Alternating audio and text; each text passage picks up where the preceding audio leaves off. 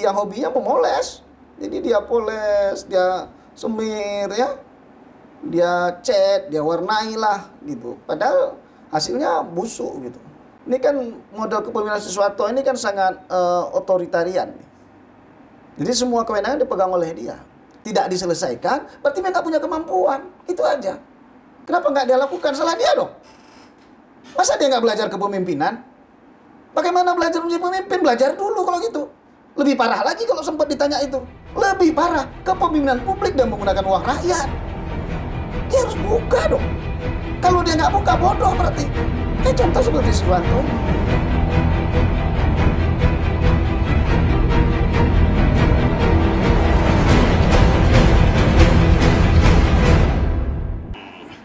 Assalamualaikum warahmatullahi wabarakatuh. Kembali lagi dengan saya Siti Aminah di channel PTM, tepatnya di episode ke-39 tahun kelima edisi Kamis 2 Januari 2025.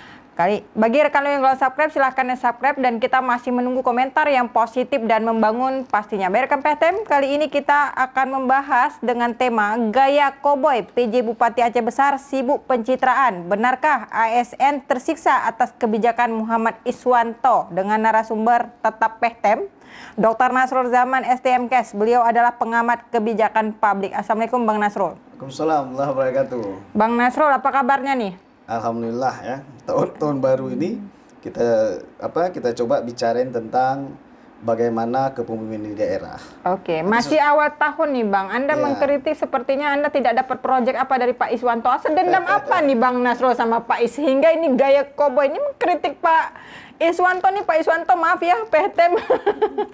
Silakan Bang. Ya saya nggak kenal siapa Iswanto. Oh nggak kenal? Nggak kenal. Yang saya kenal adalah bagaimana performan kepemimpinannya di kabupaten kota. Dan ini kan menjadi catatan kita ya.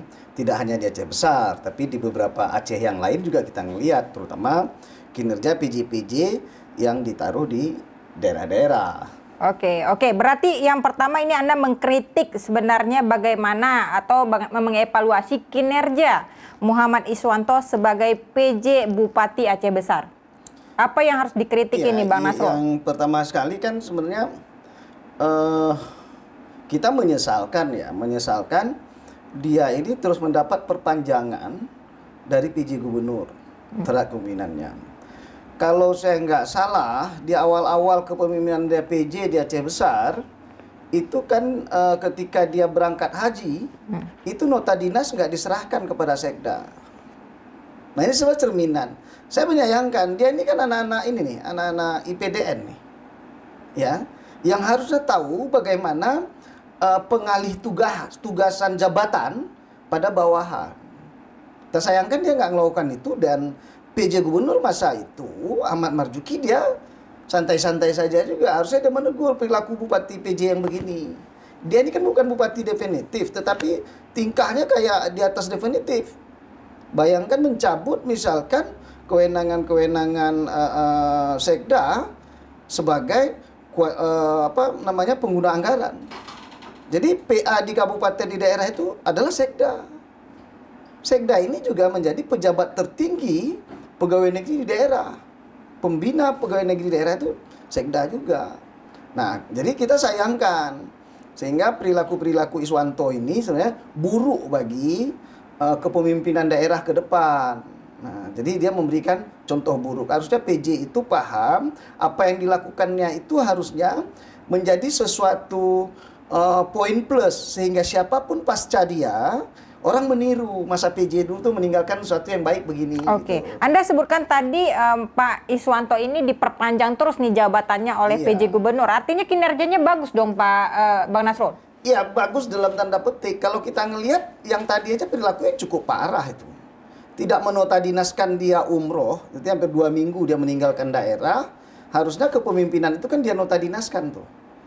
Beberapa hal yang bisa dilakukan oleh Sekda masa dia pergi itu bisa diserahkan ke Sekda. Tidak paham kesannya atau memang seperti itu gaya koboynya? Ya, culas aja. Dia mungkin berpikir buruk pada Sekda, dia pikir orang seburuk dia. Kayak gitu. Jadi ada orang jahat ini berpikir semua orang jahat. Dipikirnya orang sama seperti dia jahat gitu. Nah, saya menduga seperti ini nih. Kenapa misalkan, pasca itu kan dia 2 tahun nih, lebih malah 2 tahun nih. Ini masuk 2 tahun 1 bulan atau 2 tahun 2 bulan nih jadi PJ. Coba lihat kinerjanya. Dalam sektor pendidikan misalkan ya, numerasi pendidikan Aceh besar kemarin saya lihat itu 5 besar paling buruk loh di Aceh. Angka partisipasi sekolah misalkan ya, itu cuma 86 tadi saya lihat. Artinya ada 14% anak-anak Aceh besar yang tidak melanjut sekolah di SMA. 14% itu besar loh. Besar itu. Dia ada di 10 besar paling buruk juga. Padahal misalkan Aceh besar ini kan menjadi cermin kota Banda Aceh. Kan gitu ya. Hampir sama kita menilai bagaimana kualitas SDM harusnya di Banda Aceh, begitu di Aceh besar. Karena dia kan akses terhadap provinsi itu kan dekat, cepat. Nah, tapi kenapa terjadi disparitas luar biasa dalam konteks pendidikan? Nah, ini kan jadi cerminan. Nah, ini kan orang nggak pernah lihat. Saya juga heran juga beberapa misalkan insan-insan pendidikan tidak pernah ngomong nih tentang kinerja Siswanto ini. Seolah-olah udah bagus bener gitu. Nah, pendidikan buruk banget nih. Kasihan anak-anak Aceh besar itu. Oke, yang lain Bang Nasrul selain pendidikan dan kebijakan tadi? Nah, dalam konteks misalkan kesehatan misalkan ya, TB itu Aceh besar paling tinggi loh di Aceh. Ngeri kan? TB itu ya, TBC itu paling tinggi di Aceh besar, di Aceh. Jadi, kenapa ada Siswanto ngomong tentang itu? Nah, saya melihat juga, saya baca tuh anggaran Dinas Kesehatan, nggak ada juga dialokasikan tuh secara khusus untuk itu. Dinas Kesehatannya. Jadi dia nih Jadi menurut Anda tata kelola pemerintahan di Aceh besar selama beliau menjabat itu buruk nih Bang Nasrul? Buruk banget. Ya ASN beberapa pejabat yang kita temukan kan nggak bisa ngomong. Karena mereka sebagai pejabat struktural kan. Nah tapi kita sayangkan tokoh-tokoh di Aceh besar, ya akademisi dan sebagainya juga nggak ngomong tentang itu. Media juga pada bungkam. Kenapa? Apa disogok? Ya kita nggak tahu model kepemimpinan orang. Ada juga memang yang hobinya memoles. Jadi dia poles, dia semir ya. Dia cat, dia warnai lah gitu. Padahal hasilnya busuk gitu. Oke, tapi menarik ini Bang Nasrul dan juga pemirsa PEHTEM. Sebenarnya kita di tahun baru ini ya mengevaluasi kinerja PJ Bupati Aceh Besar. Tapi ada tema kita, benarkah ASN tersiksa atas kebijakan? Tersiksa? Kebijakan apa yang membuat ASN tersiksa nih Bang Nasrul? Ya kalau itu saya nggak gitu memahami soal siksa-siksaan gitu ya. Ya, kan? Anda kan juga sebagai ASN apa tersiksa? Apalagi siksaan batin kita kan nggak tahu. Nggak ada ukurannya. Ya karena mungkin kebijakan yang misalnya diambil sehingga membuat ASN tuh nggak betah atau merasa terzalimi atau seperti apa, seperti Anda katakan tadi? Bisa jadi seperti itu. Tapi kan kita kalau ASN ini kan nggak berani mengungkapkan secara vulgar seperti kita misalkan. Tidak berani mengkritik PJ maksudnya. Iya, ngomong di media dan sebagainya. Tapi kan kalau kita ngomong sama dia menyatakan posisi mereka seperti apa. Ini kan model kepemimpinan Siswanto ini kan sangat otoritarian. Jadi semua kewenangan dipegang oleh dia. Tidak mau berbagi sedikit pun. Apalagi kan karena PJ ini tidak punya wakil kan. Jadi semua kewenangan oleh dia. Sangat otoriter dia memimpin Aceh besar. Oke, selama 2 tahun menjabat sebagai PJ, kira-kira apa yang tampak yang di mata Anda misalnya kinerja Pak Iswanto sendiri? Ya tadi selain indikator-indikator tadi misalkan soal pendidikan dan kesehatan tadi yang tidak tersentuh oleh dia. Ya. Itu tidak tersentuh sama sekali ya Bang Nasrul ya? Saya melihatnya begitu. Karena tidak ada perubahan dari tahun 2023 sampai 2004 dia memimpin ini. Ya. Nah kemudian yang paling jelas lagi misalkan capaian Aceh besar pada MTQ Aceh kemarin misalkan. Ya, gagal jadi juara umum. Iya. Nah ini kan prestasi yang secara mudah diukur gitu. Dilihat seberapa besar dia perhatian dia untuk Aceh. Aceh besar terutama ya. Kan harus dia lihat begitu. Ada pemangkasan uang ya untuk MTQ itu juga ada. Angkanya di bawah 200 juta. Dan nah itu sederhana lah ngelihatnya. Maksudnya itu bisa diukur langsung kan, dirasakan langsung, dilihat langsung hasilnya. Sama dengan tadi misalnya kita bicara tentang angka kesehatan, kemudian angka sekolah anak sekolah. Kalau infrastruktur seperti apa? Pembangunan lain? Kalau infrastruktur kita ya kan hampir seluruh Aceh sama dalam masa-masa sekarang pasca Covid itu kan penganggaran untuk pembangunan infrastruktur kan memang minim. Tapi kan ada yang sudah dilakukan, contoh misalnya Jalan Cot Iri itu kan juga masa Pak PJ tuh yang direalisasi. Iya, Jalan Cot Iri kan harus kita lihat itu jalan provinsi yang bangun atau kabupaten yang bangun. Provinsi ya, APBN. Nah, APBN kan bukan jalan kabupaten, kewenangan dia adalah. Tapi kan maksudnya di wilayah Aceh besar. Ya, tapi bukan uang Aceh besar itu. Itu APBN, maka yang konsep APBN itu Jakarta. Nah, harus dipisahkan yang mana prestasi dia. Prestasi dia adalah di Aceh besarnya, gitu loh. Jadi menurut Anda tidak ada prestasi sekecil apapun pekerjaan selama 2 tahun, Bang Kita Nasrul? nggak bisa bilang ada prestasi untuk dirinya, hebat lah Siswanto ini. Bisa 3 kali diperpanjang kan hebat dia untuk dirinya. Kan gitu kan? Untuk dirinya hebat dia. Tapi untuk masyarakat, mulai dari angka tadi perhatiannya terhadap kori-kori Aceh besar, gitu ya. Perhatian dia terhadap kualitas pendidikan. Angka melek huruf Aceh besar itu ya, itu saya lihat di BPS misalkan, itu ada di 10 besar terburuk. Gitu ya. Nah, dia 98,33. Padahal yang lainnya, Aceh Timur saja, itu jauh lebih luas loh Aceh Timur daripada Aceh besar nih. Remote area di Aceh Timur itu lebih banyak. Kesulitan akses terhadap pendidikan itu lebih besar di Aceh Timur ketimbang Aceh besar. Tapi Aceh Timur angka melek hurufnya itu 99,70. Keren kan? Aceh besar 98,3. Ini yang menunjukkan bahwasannya angka melek huruf ini kan dimulai dari pendidikan dasar nih. Nah, menunjukkan Siswanto ini sebenarnya nggak kerja. Jadi menurut Anda sibuk apa? Pencitraan seperti Ya, kita? saya nggak bilang, tapi entah sibuk, entah apa yang disibuki kita nggak tahu juga. Misalkan kemarin ada tuduhan, dia sibuk mengkampanye untuk gubernur misalkan. Keluarlah spanduk-spanduk protes-protes orang terhadap dia yang ikut menjadi bagian dari tuduhan orang itu kan, pemenang bikin spanduk itu Siswanto macam-macam. Nah, kita memang tidak bisa langsung memvonis Siswanto ini terlibat sebagai tim ses calon gubernur. Tetapi kan kalau tidak ada api mana ada asap. Kan gitu. Ini kan ungkapan-ungkapan yang dirasakan beberapa orang ketika di lapangan, diungkapkanlah dengan kecewaannya melalui tulisan-tulisan, spanduk dan sebagainya. Kan gitu. Ini nggak bisa kita salahkan. Nah, misalkan kalau yang lain, misalkan Banda Aceh. Ketika misal Banda Aceh tidak ikut mengkampanyekan siapa saja, kan nggak ada juga spanduk untuk PJ misalkan. Ya kan? Artinya dia nggak ada berarti gitu loh. Oke. Nah, jadi kan sesuatu yang terungkap di publik, kemudian dibentuk menjadi satu spanduk begitu, itu berarti ya ada yang merasakan itu.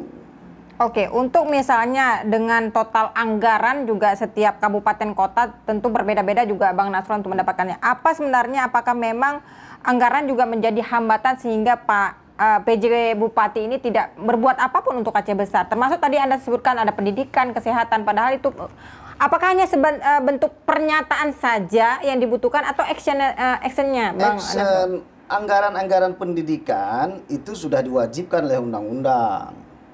Kan gitu ya, 20%. Harusnya direalisasikan. Iya. Tapi kan itu dikontrol. Kan ada anggarannya, dikontrol, dilihat, diukur, dimonitoring, dievaluasi, kemudian disampaikan ke publik. Dan inilah rata-rata penyakit pejabat publik di Aceh terutama ya. Ketika seperti sekarang misalkan, Siswanto nggak ada dia tuh pidato akhir tahun misalkan menyampaikan, mengungkap publik, ini capaian saya loh selama saya memimpin. Sebelum saya memimpin posisi pendidikan Aceh besar tuh begini.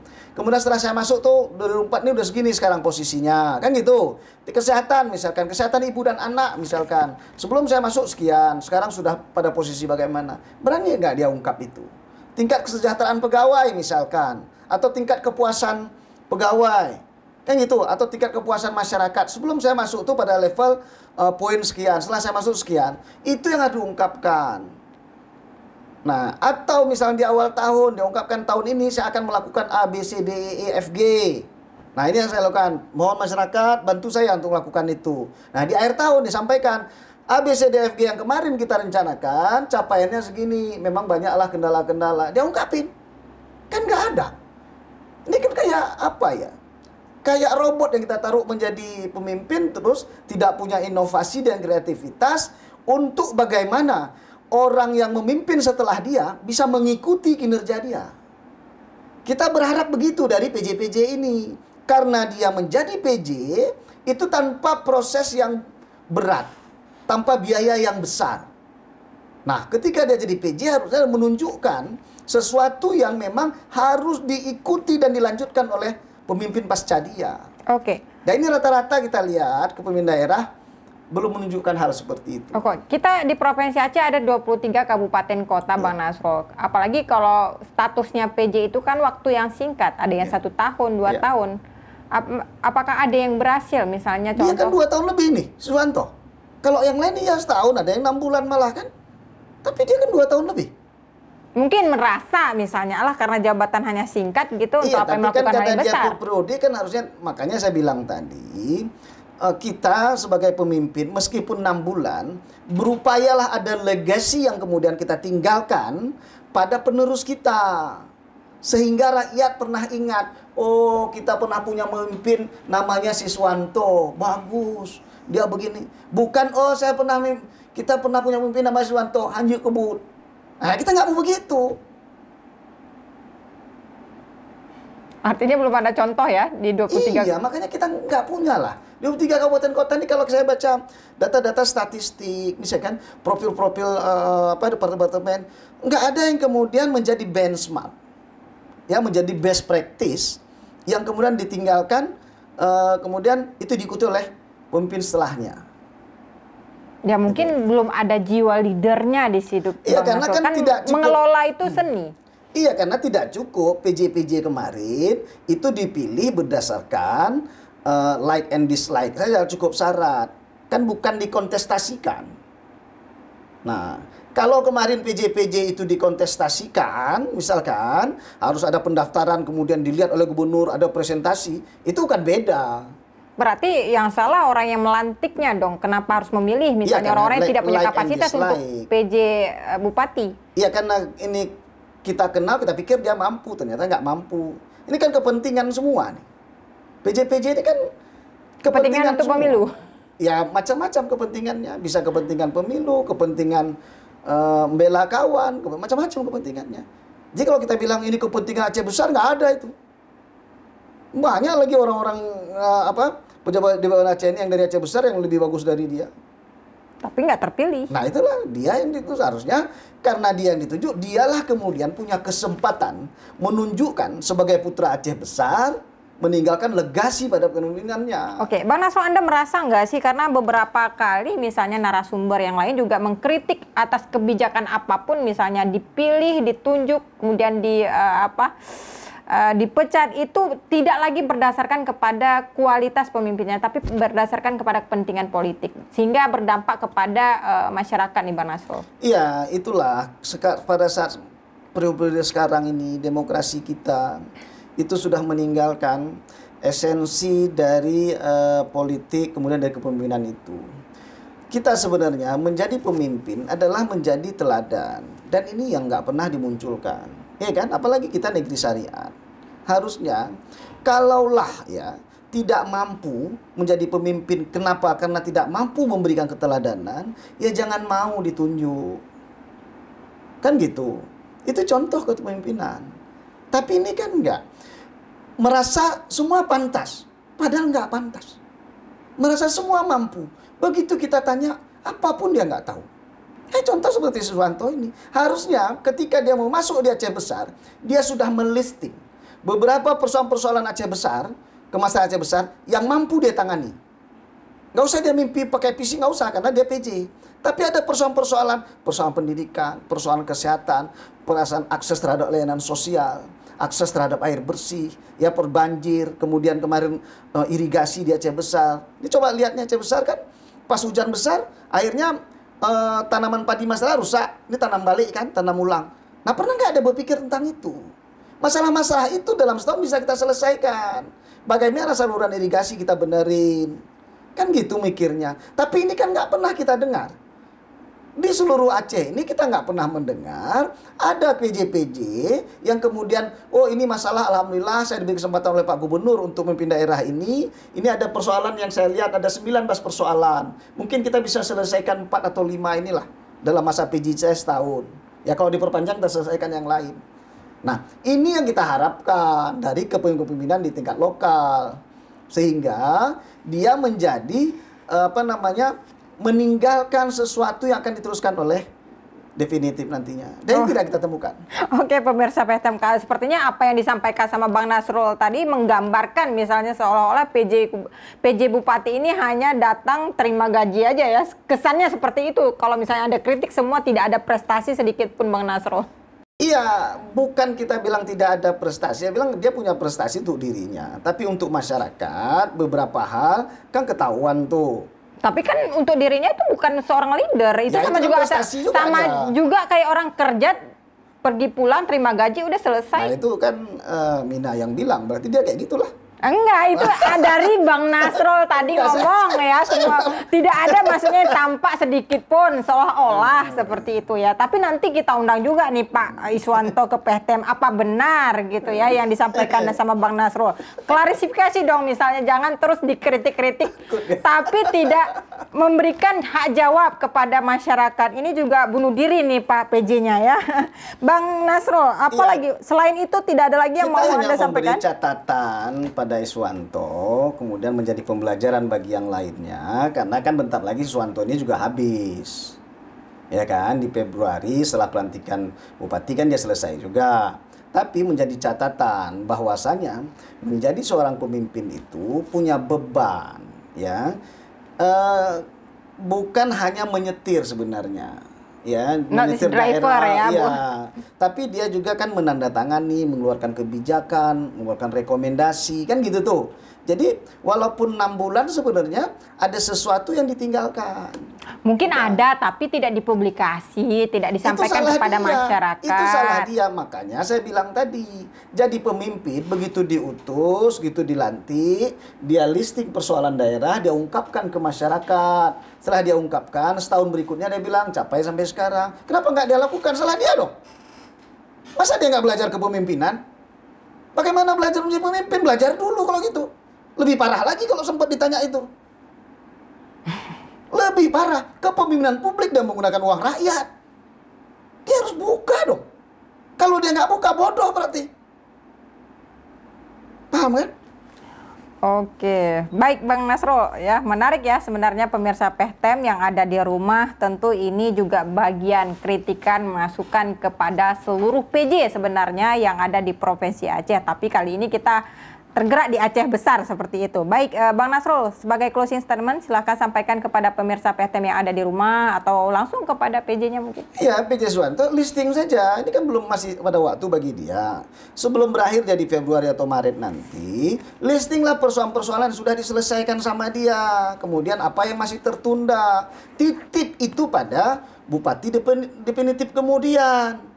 Kalau dia nggak mampu melisting persoalan-persoalan yang udah mampu diselesaikan setengah tidak diselesaikan, berarti dia nggak punya kemampuan. Itu aja. Sederhana jadi pemimpin ini sebenarnya. Karena diri punya kewenangan, ya, punya kekuasaan, punya uang, ya kan, punya SDM yang luar biasa, ada ribuan orang ASN di bawah kendali dia, uang juga ada triliun yang dia kelola di daerah. Harusnya kan dia bisa menyetir itu semua. Seperti apa mau dia. Nggak sampailah misalkan sampai banjir parah. Air itu tergenang loh. Daerah Kayelu sebagainya itu. Daerah tanam padi itu kan musim hujan kemarin itu tergenang habis semua kan. Berapa rugi masyarakat itu? Pernah nggak kita hitung itu? Nggak pernah. Kita anggap itu menjadi musibah. Padahal kerja sebagai pemimpin dia mengatasi itu. Dan itu kan bukan sekali aja. Iswanto dua tahun. Nah 2 kali berarti. Baru tiap tahun kejadian. Harapannya Bang Nasrul? Ya harapannya begitu. Siapapun yang ditunjuk menjadi pemimpin ke depan, pantas-pantaskan diri dulu. Tapi yang udah terpilih udah pasti ya.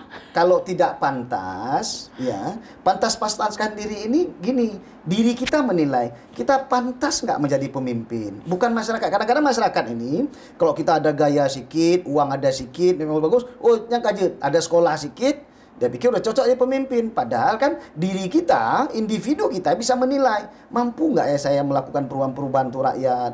Mampu nggak memberikan yang terbaik? Harapan-harapan rakyat ini terpenuhi. Katakanlah Aceh besar, ada 400.000 masyarakatnya. Mampu nggak ya? Masalah-masalah mereka ini loh. Kayaknya saya nggak mampu. Nggak usah. Gitu. Itu yang kita butuhkan. Kesadaran dari diri sendiri seorang leader. Baik, terima kasih Bang Nasor. Baik, pemirsa PEHTEM khususnya ini untuk PJ ya. Silahkan hadir ke PEHTEM, kita masih menerima, membuka pintu lebar-lebar. Jangan biarkan pengkritik terus mengkritik nih Pak PJ-nya. Ini kalau misalnya Pak Iswanto nggak datang nih, dikritik-kritik terus sama narasumber lainnya di PEHTEM. Baik, pemirsa PEHTEM, tonton terus podcast kita di setiap hari Senin dan Kamis pukul 10 pagi. Dan jangan lupa tekan lonceng untuk mendapatkan informasi terbaru. Like and subscribe juga. Saya Siti Aminah mau undur diri. Assalamualaikum warahmatullahi wabarakatuh.